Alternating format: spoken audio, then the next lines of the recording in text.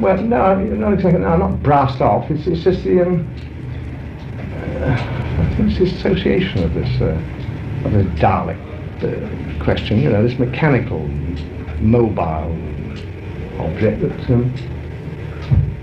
I'm beginning to find it, you know, distracting. And they were difficult to play to, because you're not looking into human eyes. You know what I mean? You're looking at a metal object moving about with a voiceover. This is your debut in pantomime. Do you see your future in pantomime? No. Why not? Yeah. Well, it's because I'm not a pantomimic artist in that respect. It's a different technique which lends itself only to what I call a variety type of actor, the actor who is used to playing on his own in a front class, which is a variety actor. But I'm not. I'm legitimate. I'm a legitimate character actor. It was kind of a strange thing to do after the show, but there were so many kids, I suppose, who wanted to see the character again. And I remember just being in the audience when all the kids go up to the front and he threw sweets out to the children, and I remember catching his eye and catching a sweet. My memories of him are really muddled up with Doctor Who. The character that we saw on the television screen was my grandfather. I think he came to love playing the Doctor. But it so much captured the public imagination. I liked it, yeah. Do you think you'll ever shake it off? Oh, yeah. How? By making a success in something else. Why not? Why do you think children like you? Because you're rather a grumpy sort of person. They found me a cross between the Wizard of Oz and Father Christmas, you know. He was a grumpy old man. We were rehearsing, and something happened, and he went totally. And they cancelled the rest of the rehearsal. He came in the next day, and he came in with 3 little posies of flowers for the ladies, and he obviously thought, what can I take the chaps? And he came in with a tin of biscuits. I found it so moving somehow, and it was his grumpy way of saying, I'm sorry. The difficulty is asking an actor to play eccentric, because then they start to be acting. Bill Hartnell wasn't acting it. He was just implicitly, in his own way, eccentric. The whole thing about Bill was that he was so unpredictable. You didn't know what he was going to do. There was this mystery about him. I knew he wasn't well when he was working with me. You could really see the stress and strain on him.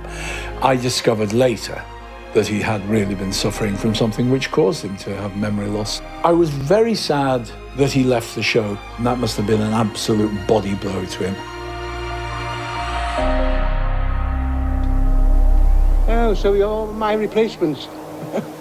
A dandy and a clown. When they decided to make the 10th anniversary programme, my grandfather had deteriorated quite a lot. He was not fully aware of how poorly he was. Barry Letts, my producer and I, contacted Patrick Troughton, and he rang up William Hartnell. And William Hartnell was very keen too. He said, yes, we're very happy to do it, love to do it. I believe my grandmother had to intervene and say, look, he's not really well enough to cope with learning lines and all that. But they devised a way to make it possible. There were prompt boards in front of him for every line, and somebody would hold it up, and Billy would say the line, and then there'd be another line, another line. Yes, well, the party's over now. You young men and I go back to our time zones. Though considering the way things have been going, well, I shudder to think what you'll do without me.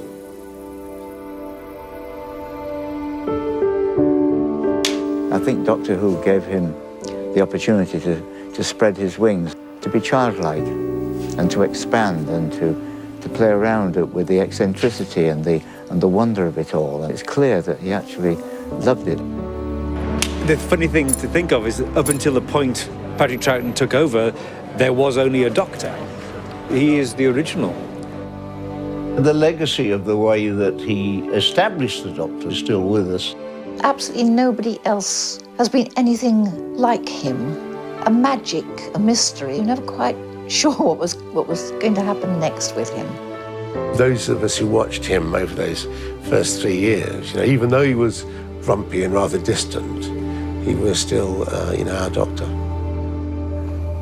The fact that Doctor Who is still being made today as we speak, extraordinary, really. I think it's a testament to William's Doctor, and I'm very proud to be part of it. I think he would be so tickled pink that the character he helped create is still thrilling audiences today. He'd have been so thrilled by that.